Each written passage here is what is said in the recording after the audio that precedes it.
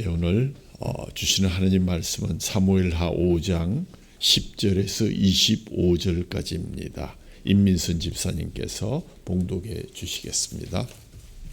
만군의 하느님 여호와께서 함께 계시니 다윗이 점점 강성하여 가니라.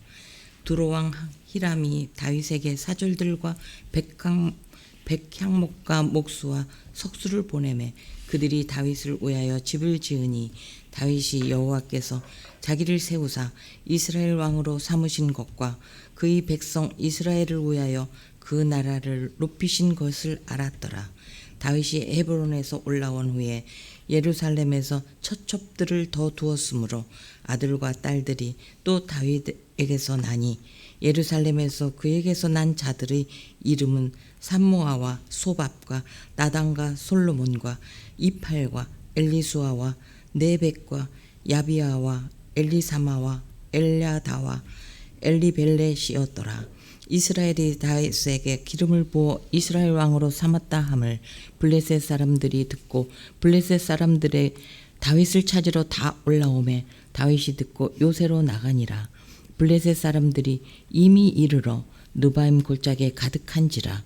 다윗이 여호와께 여쭈어 이르되 내가 블레셋 사람에게로 올라가리이까 여호와께서 그들을 내 손에 넘기시겠나이까 하니 여호와께서 다윗에게 말씀하시되 올라가라. 내가 반드시 블레셋 사람을 내 손에 넘기리라 하신지라. 다윗이 바알 브라심에 이르러 거기서 그들을 치고 다윗이 말하되 여호와께서 물을 흩음같이 내 앞에서 내 대적을 흩으셨다 하므로 그곳 이름을 바알 브라심이라 부르니라. 거기서 블레셋 사람들이 그들의 우상을 버렸으므로 다윗과 그의 부하들이 치우니라. 블레셋 사람들이 다시 올라와서 르바임 골짜기에 가득한지라. 다윗이 여호와께 여쭈니 이르시되 올라가지 말고 그들 뒤로 돌아서 뽕나무 숲을 맞은편에서 그들을 기습하되 뽕나무 꼭대기에서 걸음 걷는 소리가 들리거든 곧 공격하라. 그때 여호와가 너보다 앞서 나아가서 블레셋 군대를 치리라 하신지라. 이에 다윗이 여호와의 명령대로 행하여 블레셋 사람을 쳐서 게바에서 게셀까지 이르니라. 예, 한 주간도 안녕하셨습니까? 날씨가 추워지고 또 우리가 이제 성탄의 예배를 드리고 연말을 맞게 되었습니다. 세상의 웬만한 사람들은 다 그렇지만 특히 우리 한국 사람들은 복잡한 것을 간단하게 만드는 그런 주특기를 갖고 있습니다. 예를 들어서 어느 나라 이러면 그건 죽일 놈, 나쁜 놈. 또 어느 나라 하면 좋은 나라, 좋은 사람. 사람도 어느 사람 이름을 대면 즉시 그놈 나쁜 놈, 죽일 놈. 어떤 사람 이름을 대면 괜찮은 사람, 좋은 사람이라고 합니다. 근데 모든 기준이 자기입니다. 자기 마음에 들면 무조건 좋은 나라, 좋은 사람이 되고 자기 마음에 들지 않으면 무조건 나쁜 놈, 죽일 놈이 되는 이 프레임, 나쁜 프레임을 사람에게 씌우는 이 잘못된 습성을 어떻게 버릴 수 있을까? 우리가 정말 기도해야 될 제목이 아닌가. 작금의 사태를 보면서 그런 생각하게 됩니다. 이런 속성을 가장 잘 이용하는 집단이 오늘날 한국의 정치 집단들입니다. 공론과 나라의 가치가 갈라져서 엄청난 국력을 낭비하고 어리석은 백성들 간의 갈라짐이 극심한데도 불구하고 아랑곳 없이 자신들의 뺐지만 생각하고 그 뒤쪽에서 미소를 지으며 자신들의 안위와 세력만을 추구하는 이들이야말로 바로 사탄의 세력임이 분명합니다. 세상이 돌아가는 것은 그렇게 간단하지 않습니다. 우리 자신들이 경험하지만 어제의 좋은 사람이 오늘의 나쁜 사람이 되기도 하고 어제 나쁜 사람이 오늘 생각해 보니까 참 좋은 사람 내가 그 편에 서보면 이해할 수 있는 사람이 되기도 합니다. 그러므로 좋은 사람, 나쁜 사람, 좋은 나라, 나쁜 나라를 양분하는 것, 이것은 참으로 잘못된 습성입니다. 우리가 성숙하게 인생을 살아가려면 그렇게 단순하고 내 기준에 따라, 심지어 내 기분에 따라서 함부로 판단하는 것 지극히 신중해야 할 것입니다. 그렇지 않으면 그가 속한 공동체는 파괴되어 가고 구성원들 간의 관계에 불신이 생기고 적대의 관계로 악화되기 시작해서 동반 몰락의 길을 걷게 되는 것입니다. 설마 우리나라가 그럴까? 설마가 사람 잡는다는 얘기가 있죠. 존경받는 어제의 원로들의 고견이 오늘 내 생각하고 맞지 않는다고 해서 죽일 놈, 살 놈, 옛날부터 내가 간첩으로 봤다. 뭐 이런 식의 댓글들을 보내면 거기에 또 와 옳소하고 박수를 치는 이 어리석은 백성들을 어떻게 하면 좋을까? 하나님이 뭐라고 그러실까? 정말 몰락의 길로 직행하는 것은 아닌지 참 두렵습니다. 작금의 시국에 대해서 우리 성도들에게 두 가지만 권면합니다. 첫째는 모든 판단의 기준을 하나님의 말씀, 하나님의 뜻에 두시기 바랍니다. 사람들의 카드라 하는 그 엉터리, 거짓 소식들에게 현혹되지 마십시오. 모르면 모른 채로 판단을 유보하십시오. 그리고 사탄의 조종에 놀아나고 있는 우둔한 정치 지도자들을 위해서도 끝까지 끊임없이 기도해야 될 책임이 우리에게 있다는 사실을 결코 잊지 마시기 바랍니다. 두 번째로 극우나 극좌의 사상과 행동에 단호하게 뿌리치셔야 합니다. 저 개인적인 얘기를 드려서 안 됐지만 저는 대학 시절에 한국에서 가장 작용화된 운동권 단체의 수장으로서 회장도 역임하고 정치권 세력에 많은 콜을 받기도 했었습니다. 그런데 지금 돌이켜 생각해 보면 단언컨대 극단적인 것은 인간의 탐욕에 사탄이 개입한 것이 분명하다는 말씀은 정확하게 드릴 수가 있습니다. 왜냐고요? 예수님께서 마태복음 11장 29절에 나는 마음이 온유하고 겸손하니 나의 멍에를 메고 내게 배우라. 그리하면 너희 마음이 쉼을 얻으리라. 그렇습니다. 예수님 나의 마음이 강팍하고 강경하니 내 무거운 멍에를 메고 나를 배우라고 말씀하지 않으셨습니다. 예수님의 성품을 닮아가는 성화의 여정에 있는 기독교 신자들은 절대로 극단주의적인 사상이나 운동에 매몰되어서는 안 됩니다. 이것은 반기독교적인 것입니다. 이런 분들을 꼬드겨서 세를 불리고 방패막이를 삼는 기회주의자들이나 기독교를 빙자한 깃발을 단 정치 집단들은 마귀의 앞잡이들로서 머지않아서 하나님의 무서운 심판을 피할 수 없을 것입니다. 이 텔레비를 안 보는데 가끔 보니까 참 꼴불견인 모습이 많습니다. 모 당의 국회의원들이 당의 위기를 모면하고자 자신의 이름표를 가슴에 크게 달고 대형교회 예배당의 1, 2열을 독차지하면서 자신들의 지지를 호소하는 모습이 언뜻 텔레비에 떠올랐습니다.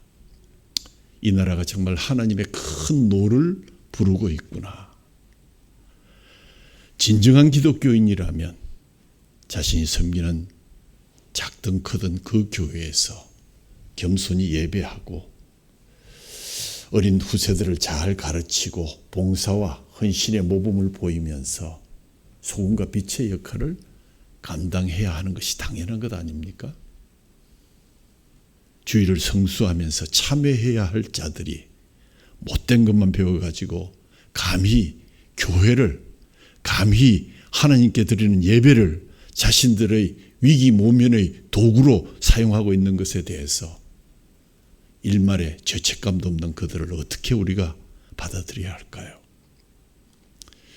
우리 기독교인들은 똑똑히 그 인물들 기억하고 정계에서 완전히 퇴출될 때까지 한 표도 그들의 당에게 주어서는 안 될 것입니다.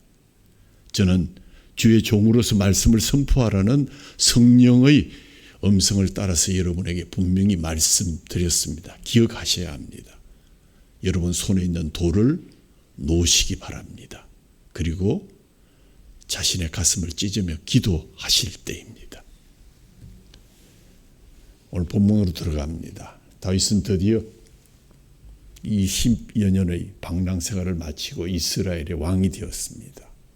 목동이었던 그가 선지자 사무엘을 통해서 왕으로 기름 부음을 받은 지 실로 20여 년의 긴 세월 풍운하로 인고의 생활을 보냈습니다.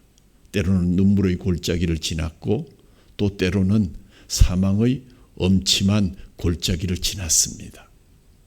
하나님께서는 이 기간 동안에 다윗을 이스라엘의 왕다운 왕이 되도록 훈련시켰습니다. 정치적이고 군사적인 소양을 알게 하셨습니다.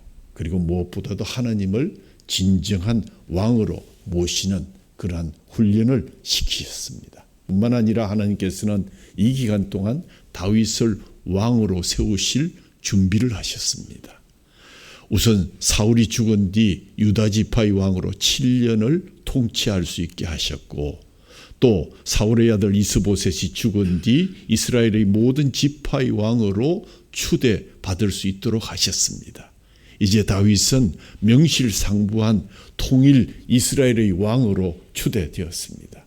그리고 이스라엘의 왕다운 왕으로 하나님의 인도하심으로 승승장구하게 됩니다. 그러나 그 승승장구의 정점에서도 그는 결코 자신의 뜻대로 하지 않았고 하나님의 뜻대로 겸손히 섬겨서 계속 승리를 유지할 수 있었습니다. 오늘 그래서 다윗의 번영과 승리의 비결을 우리가 두 대지로 나누어서 함께 말씀을 받기를 원합니다.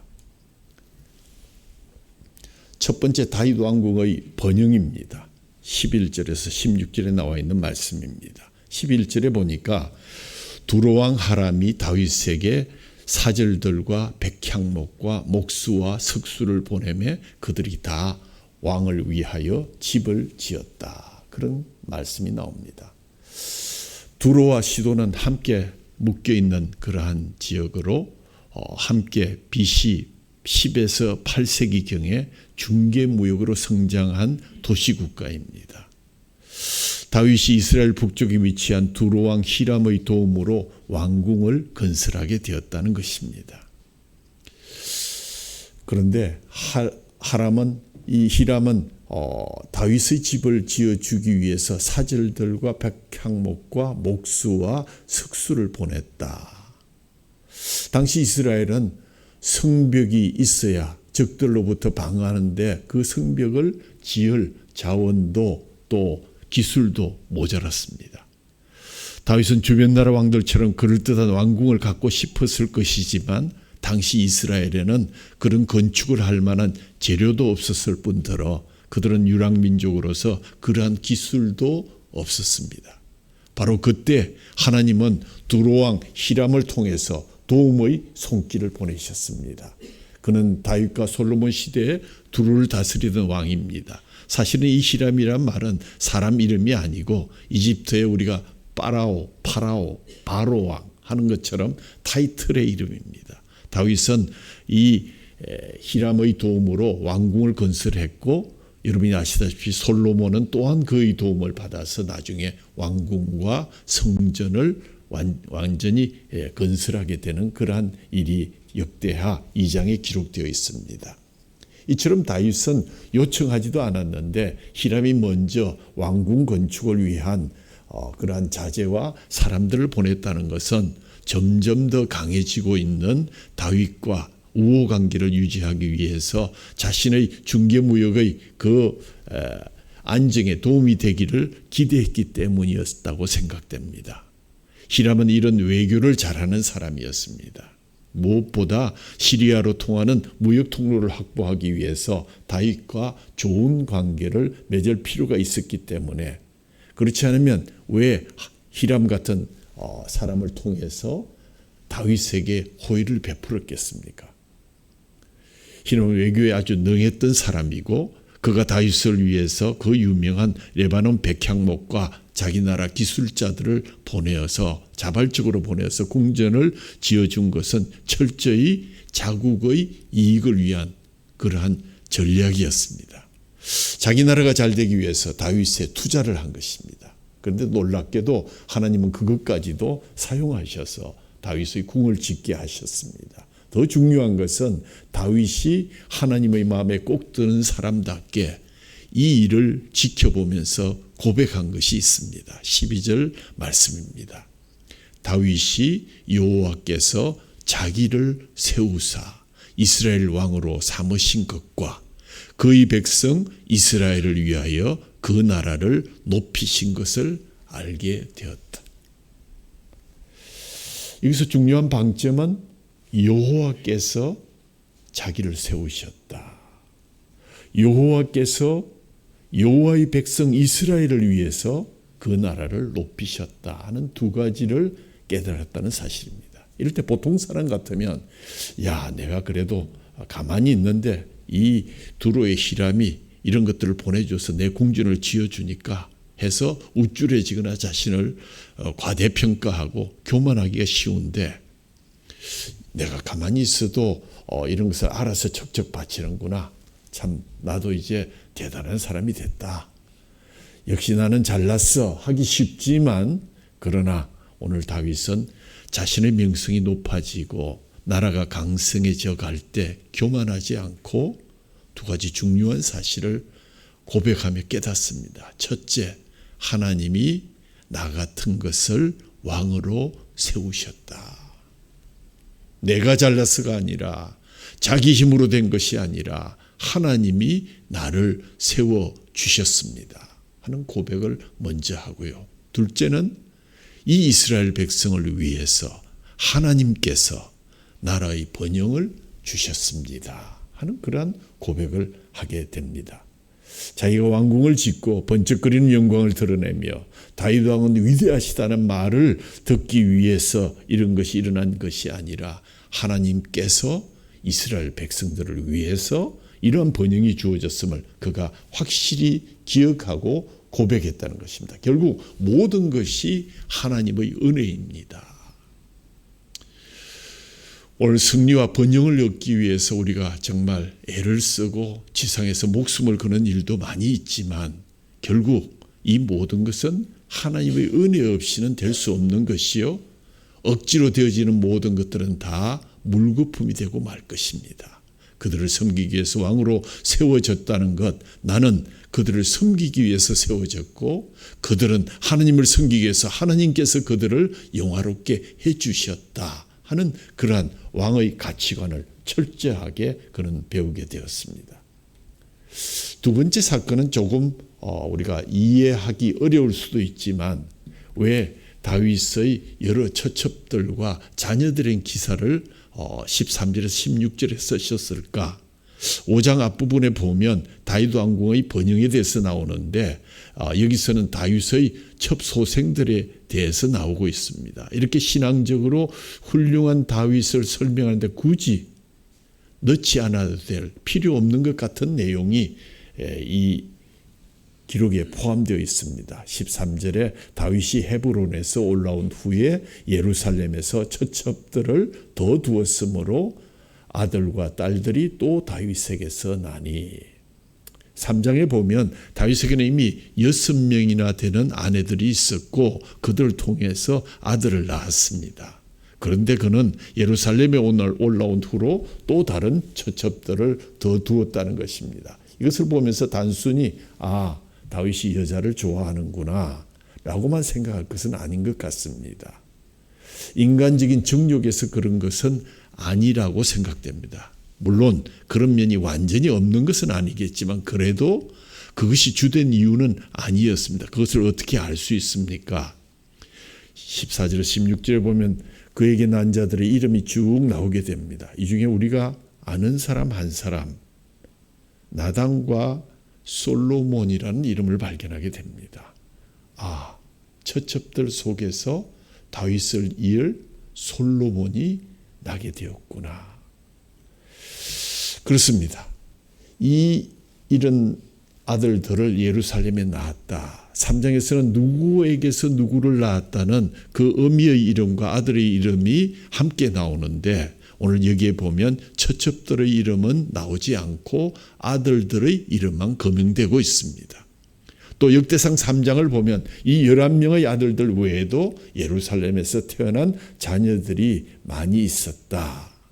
그런 점으로 볼 때 이것은 단순히 다윗이 그냥 여자를 좋아해서 결혼을 많이 한 것이 아니라 왕권을 안정시키기 위해서 여러 여자들과 결혼하면서 자녀들을 많이 낳을 목적으로 그렇게 했다는 것을 짐작하게 됩니다.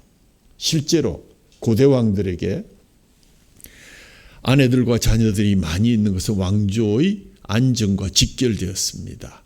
손이 귀하면 권력 다툼이 더 많이 벌어졌기 때문에 다윗이 많은 처첩들을 통해서 자녀들, 특히 아들들을 많이 낳았다는 내용은 다윗 왕국이 점점 안정되어 간다는 사실을 보여주는 힌트이기도 합니다. 그러나 이것은 세상의 관점에서 볼 때 그러할 뿐입니다. 다윗은 어떤 사람이었습니까?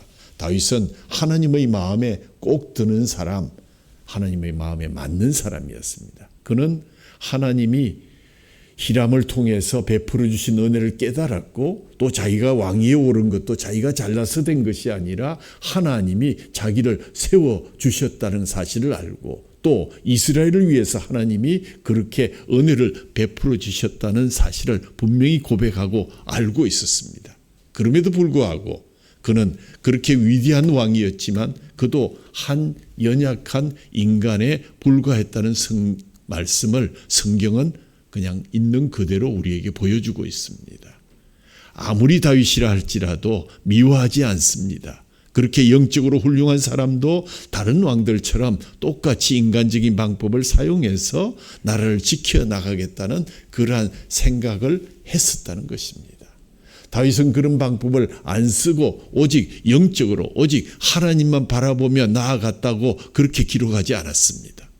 다윗이 다 죄가 없었고 실수가 없었고 잘못이 없었다라는 것을 강조하지 않습니다. 지금 이게 잘했다는 게 아니라 그냥 보여주면서 거기에 인간적인 욕심이 들어있었다는 것을 은근히 우리에게 설명합니다. 다윗도 약한 사람이었고 다윗도 정말 바른 사람이 온전한 사람은 아니었다. 그러므로 다윗을 너무 우상화하지 말라는 그러한 기록의 뜻도 있는 것으로 생각됩니다. 아무리 고대 왕들이 많은 처첩들과 자녀들을 거느린 것이 그 권세와 영광의 상징이었다 할지라도 다윗은 하나님이 세우신 왕, 하나님의 나라인 이스라엘의 왕이기 때문에 굳이 그럴 필요가 없었다고 생각됩니다. 하나님이 다 알아서 인도해 주실 텐데 뭐하러 인간적인 방법을 따라가서 그런 일을 했을까? 또 그런 것을 왜 성경은 기록하면서 우리에게 알려주고 있을까? 그러나 다윗도 다른 왕들처럼 많은 처첩들을 거느리고 그에게서 많은 자녀들을 낳았고 이것은 바로 신명기에서 신명기 17장 17절을 보면 왕은 아내를 많이 두지 말라는 하나님의 계명을 어기게 된 것입니다. 그런데 그것을 어기면서 결국 이것을 통해서 나중에 이 아들들 간에 또 아들로 인해서 다윗이 큰 화를 입게 되는 것을 여러분은 알고 계실 것입니다. 여기서 우리는 아무리 하나님 나라를 위한다는 명분이 있다 할지라도 우리의 모든 행동을 정당화해 주는 것은 아니라는 것을 배웁니다. 아무리 목적이 좋더라도 아무리 남들이 다 하는 것이라도 하나님께서 원하지 않는다면 하지 않아야 되는 것이 믿음입니다. 반대로 아무리 남들이 안 하는 것, 기피하는 것, 싫어하는 것 그렇지만 그러나 그것 기피 하는 것이 옳은 것이다. 남들이 안 하는 것, 기피하는 싫어하는 것, 하나님이 하지 말라고 경고하는 것 싫어도 하나님이 원하시면 해야 되고 하나님이 원하지 않으면 하지 않는 것이 믿는 자의 도리입니다. 아무리 목적이 좋고 명분이 좋아도 하나님이 원하지 않으시면 안 해야 되는 것입니다. 우리도 마찬가지입니다. 하나님께서 우리가 완벽해서 사랑하시겠습니까?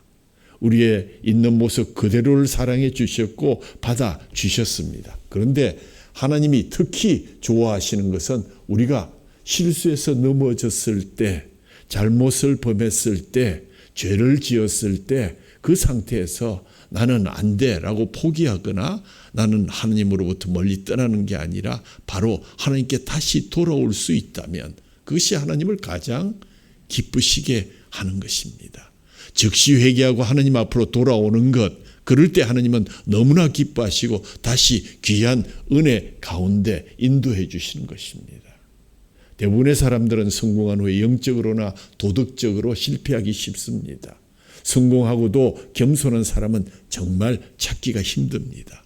그럴 수 있는 사람이 있다면 정말 대단한 사람일 것입니다. 그러나 대부분 인간은 연약해서 실패합니다. 그 이유는 하나님이 모든 은혜를 베푸신 분이며 자신의 번영에는 반드시 목적이 있다는 사실을 잊어버리기 때문입니다.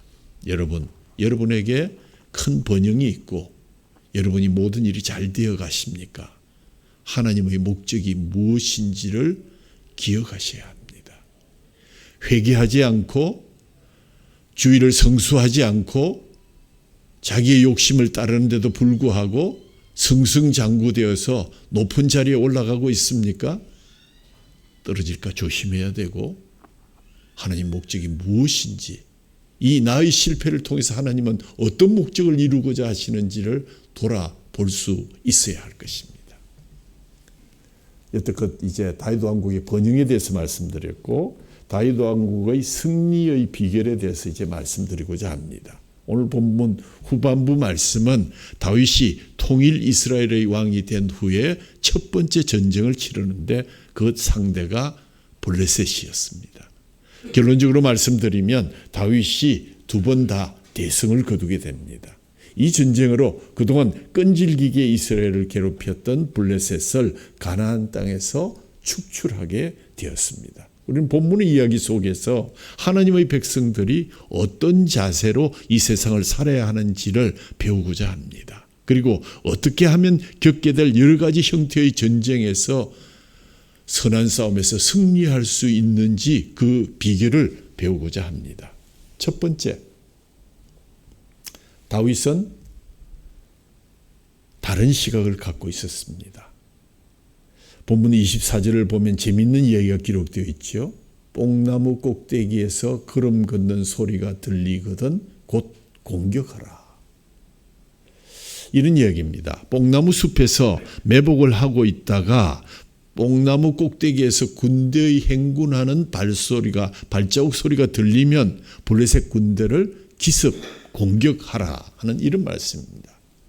여기서 주목할 것은 뽕나무 꼭대기에서 군대의 행군하는 발자국 소리가 들린다. 일반적인 군대라면 당연히 대로에서 행군하는 발자국 소리가 들려야 하는데 이게 도대체 어떻게 된 것인가?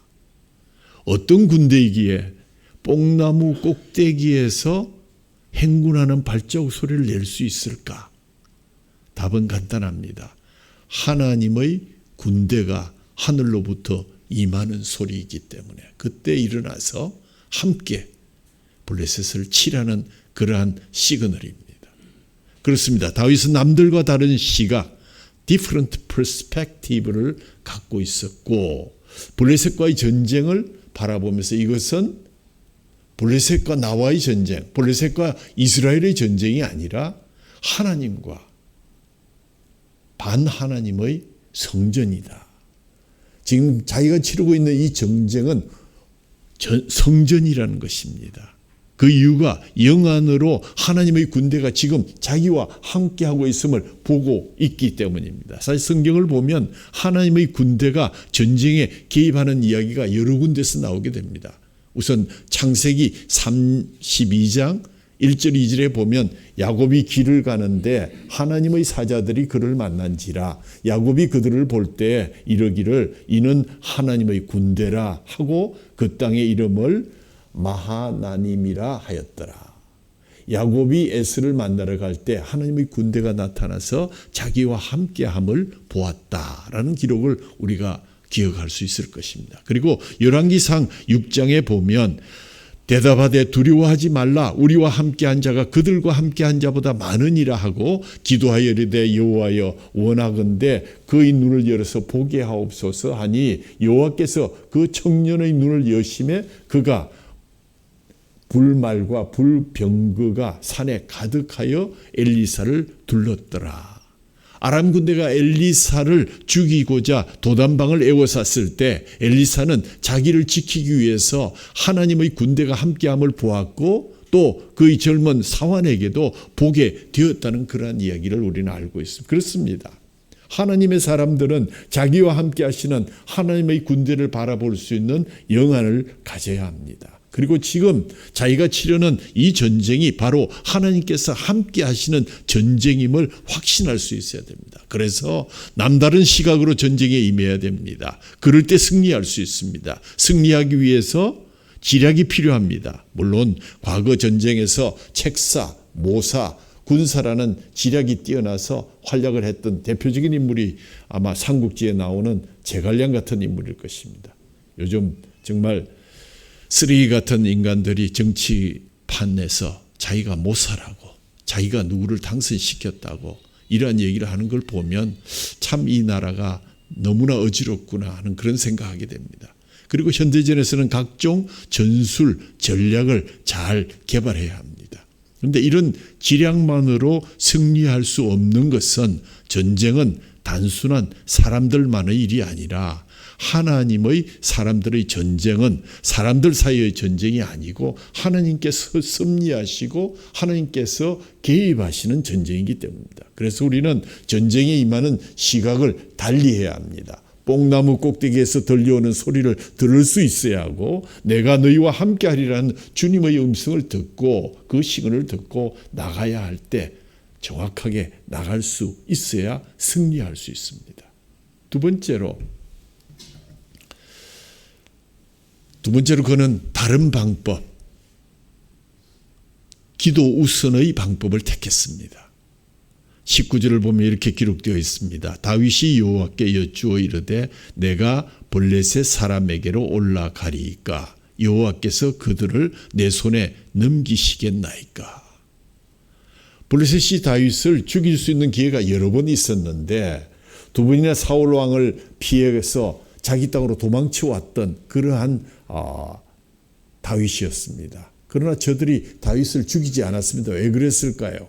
우선 다윗이 미친 척하면서 연극도 잘했고 별거 아닌 사람처럼 보였기 때문이고 그리고 다윗을 살려두어서 사울을 견제도 해야 되겠다 하는 그런 생각 때문에 죽일 수 있었지만 죽이지를 않고 잡지를 않았습니다. 그러나 상황이 달라졌습니다. 다윗이 통일 이스라엘의 왕이 되었다는 것입니다. 야부스 족속의 땅을 점령해서 어엿한 국가로 발돋움하기 시작했고 이제 다윗을 그대로 두었다가는 자기들이 정말 큰 위협이 될 것으로 판단한 블레셋이 이 강한 나라가 되기도 전에 미리 쳐서 그래서 대군을 이끌고 침공해서 이스라엘을 격퇴시키고자 했습니다. 이제 다윗이 블레셋 대군이 쳐들어와서 러바임 골짜기에 진을 치고 있다는 급한 전가를 받게 되었습니다. 그렇다면 다른 왕들이라면 어떻게 했을까? 급히 어전회의를 소집하고 전략회의를 통해서 대책을 논의하고 시급하게 전쟁 대열에 나갔을 것입니다. 그러나 다윗은 달랐습니다. 제일 먼저 한 일이 하나님 앞으로 나갔습니다. 기도부터 했습니다. 하나님의 뜻을 물었습니다. 자기들이 어떻게 해야 할 것을 하나님께 묻고 어전회의를 하기 전에 신전회의를 한 것입니다. 오늘 22절에 보면 또 이렇게 기록되어 있습니다. 블레셋 사람들이 다시 올라와서 르바임 골짜기에서 가득한지라 다윗이 여호와께 여쭈니 블레셋이 1차 침공에서 선제 공격을 받아서 대패를 하고 퇴각했다가 다시 쳐들어왔습니다. 진열을 정비하고 2차 침공을 한 것인데 그런데 이때도 다윗은 1차 침공 때와 똑같이 먼저 하나님께 나아가서 하나님께 기도했습니다. 그런데 이것은 지난번에 기도부터 한 것이 아니라 다급한 마음에 한번 해본 것이 아니라는 것을 의미합니다. 한번 이겼기 때문에 이번에는 기도 없이 막바로 붙어도 되겠다는 그러한 교만한 생각할 만도 한데 이번도 역시 하나님께 먼저 기도할 자리로 달려나갔다는 사실을 우리는 기억해야 할 것입니다. 그렇습니다. 다윗은 지금 남다른 방법으로 전쟁에 임하고 있는데 그것은 제일 먼저 기도로 나아간 것입니다. 미얀마에서 헌신적인 선교 사역을 했던 미국의 아도니람 차드슨이라는 분이 인도에서 사역하던 영국의 위대한 선교사 윌리엄 캐리를 방문한 적이 있었다고 합니다. 함께 정원을 거닐면서 캐리 선교사님에게 큰 감동과 도전을 받고 그래서 캐리 선교사는 세 차례에 걸쳐서 살해당할 뻔한 이야기를 들려주면서 그리고 인도 정부의 노골적인 선교 방해를 받았다는 이야기도 들려주었고 그리고 화재를 당해서 그동안 정리해 놓았던 모든 자료들을 다 잃어버렸다는 그러한 이야기도 들려주었습니다. 이런 모진 역경을 딛고 다시 일어섰고 놀라운 열매를 거두게 되었다. 저더슨이 묻습니다. 어떻게 그런 역경 속에서 이런 위대한 일을 하실 수 있었습니까? 캐리 선교사는 저더슨을 정원의 한평 구석으로 데리고 갔습니다. 그리고 이렇게 말합니다. 여기가 바로 나의 예배 장소이자 기도의 묵상의 자리입니다. 이 자리가 없었더라면 나는 계속해서 닥쳐온 고난을 결코 이겨내지 못했을 것입니다. 나는 매일 새벽 5시에 이 자리에 와서 하나님께 기도합니다. 그리고 하나님이 주신 말씀을 읽고 묵상하면서 이야기를 나눕니다. 그리고 6시경에 들어가서 아침을 먹고 하루 일과를 시작합니다. 그리고 저녁에 일과를 마치고 나면 나는 밥을 먹고 나서 손에 성경을 들고 다시 이곳으로 와서 이곳에서 하나님께 하루의 보고를 한 뒤에 기도를 하고 잠자리에 들게 되었습니다. 그렇습니다. 윌리엄 캐리가 승리할 수 있었던 비결은 바로 다윗과도 같이 기도였습니다.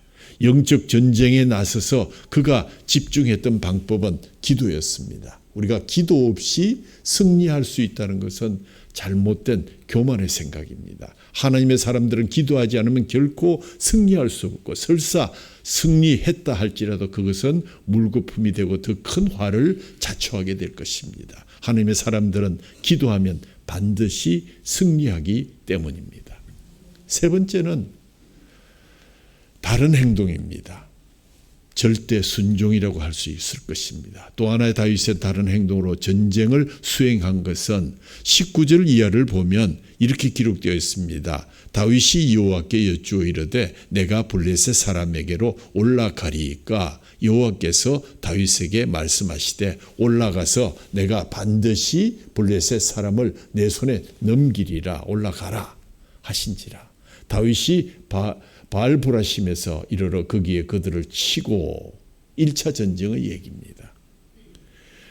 기도를 하니까 하나님께서 지금 즉시 올라가서 내가 너와 함께 할 것인가 쳐라 해서 대군을 이끌고 이스라엘을 공격해 왔을 때 다윗이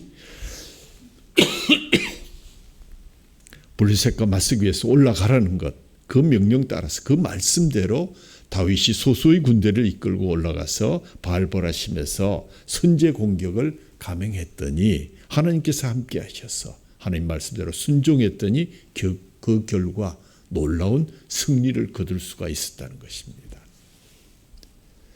본문 23절에 보면 또 다른 이야기, 두 번째 전쟁에 대한 이야기가 나옵니다. 다윗이 여호와께 여쭈니 이르시되 올라가지 말고 그들 뒤로 돌아서 뽕나무 숲을 맞은편에서 그들을 기습하되 뽕나무 꼭대기에서 걸음 걷는 소리가 들리거든 공격하라. 이에 다윗이 여호와의 명령대로 행하였다. 그러니까 1차하고는 다른 명령을 주시는 겁니다.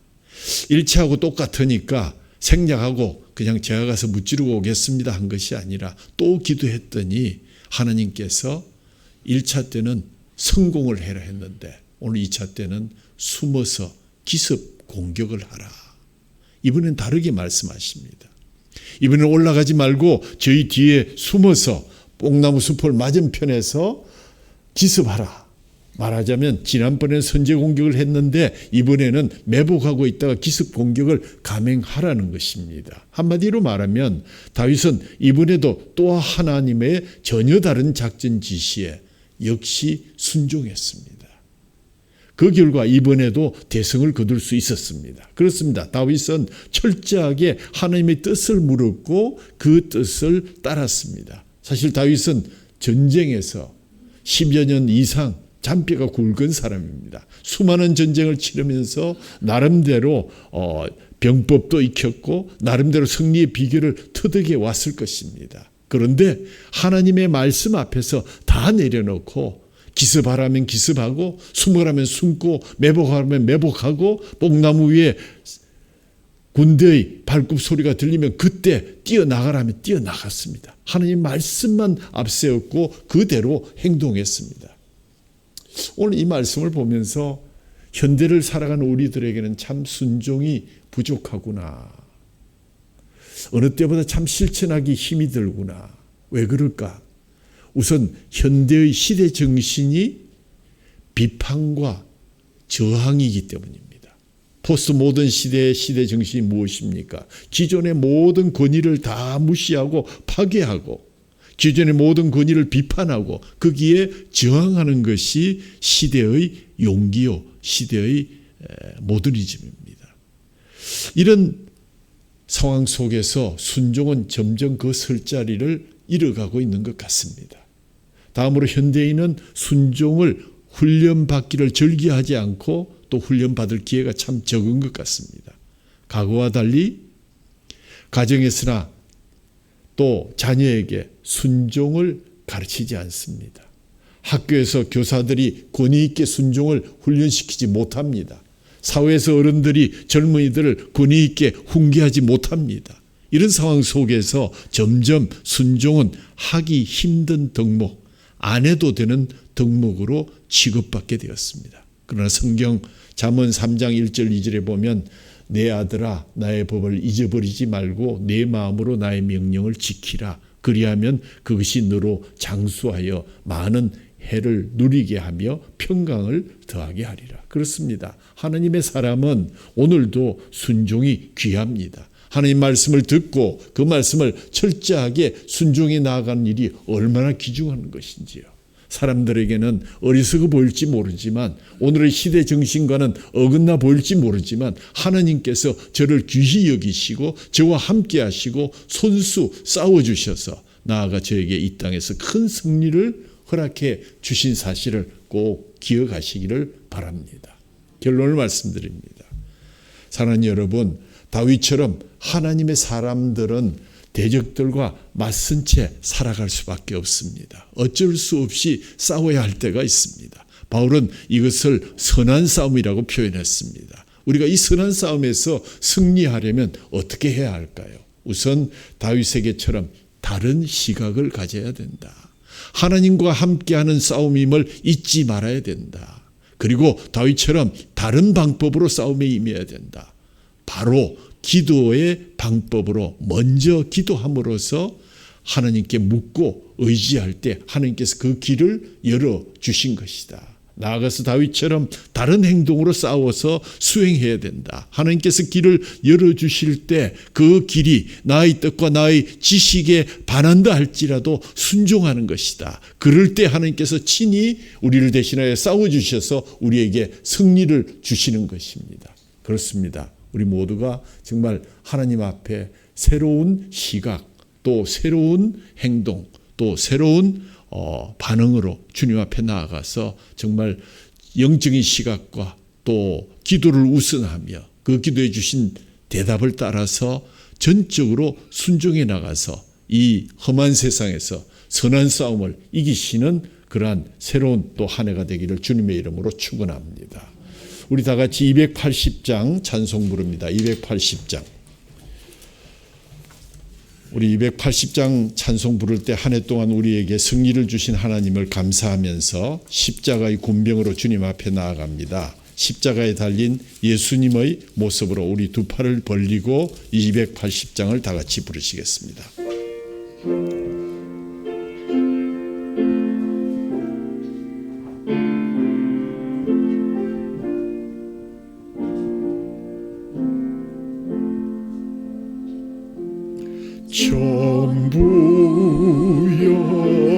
주시옵소서. 손 들고 옵니다. 주 나를 외면하시면 나 어디 가리까. 내 죄를 씻기 위하여 피 흘려 주시니 곧 회개하는 마음으로 주 앞에 옵니다. 처음부터 계신 주께서 영죽을 죄인을 보혈로 구해 주시니 그 사랑 한없네. 아멘. 내 죄를 씻기 위하여 피 흘려 주시니 곧 회개하는 마음으로 주 앞에 옵니다. 나 예수 의지함으로 큰 권능 받아서 주님께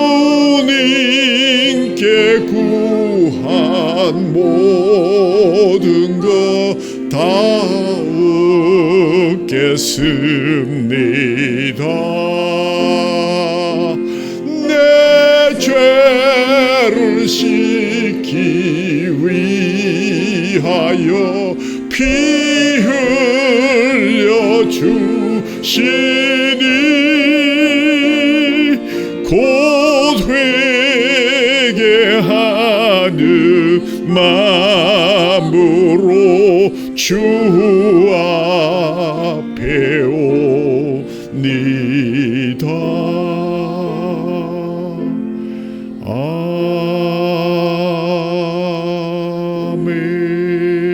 아멘. 하나님 아버지 감사합니다. 오늘도 저희들과 함께 하셔서 주의 음성을 들려주시고 하나님 다른 시각으로 또 다른 방법으로 다른 행동으로 영적인 시각을 가지고 성전에 임하며 먼저 기도함으로 주님의 뜻을 묻고 그 뜻 마음대로 해석하지 않고 그대로 받아 순종했던 다윗의 승리를 본받아서 세상에서 이 선한 싸움 다 싸우고 이겨서 주님의 면전에 다가가기를 원합니다. 하나님 우리에게 그러한 승리를 위해서 오늘도 우리에게 인자의 살과 인자의 피를 우리에게 주시니 참으로 감사합니다. 인자의 살을 먹지 아니하고 인자의 피를 마시지 아니하면 너희 속에 생명이 없다고 하셨지요. 주님의 살을 먹고 주님의 피를 마시는 자는 영생을 가졌고 마지막 날에 내가 그를 살리리라 약속하셨습니다. 오늘 참된 양식, 참된 음료를 주신 주님을 생각하면서 하나님 정말 주님 안에 거하고 주님의 나라가 내 안에 거하게 되는 놀라운 그러한 경험을 할 수 있도록 주님의 살과 피를 감사와 찬양으로 받습니다.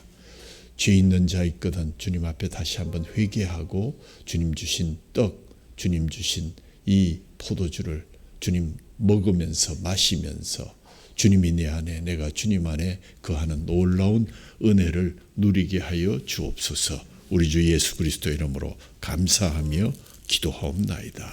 아멘.